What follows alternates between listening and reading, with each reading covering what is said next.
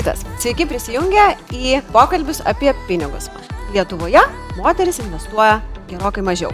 Tai tada, klausydama vadovėlinių patarimų, dar sukaupiau saugumo pagalbę 6 mėnesių atlyginimo. Viskas, jau gyvenam tam amžiuje, kai, nėra ten vyrai ten investuoja, moteris ten leidžia pinigus. Visą laiką matydavau tik tais kažkur, kaip kiti gyvena ir kad kiti gali ten važiuoti atostogų, kiti ten vaikai jau turi telefonus, aš nieko ir tai visą laiką sėdėdavau ir galvodavau, bet kaip taip gali būti, negi aš esu kažko kitokia.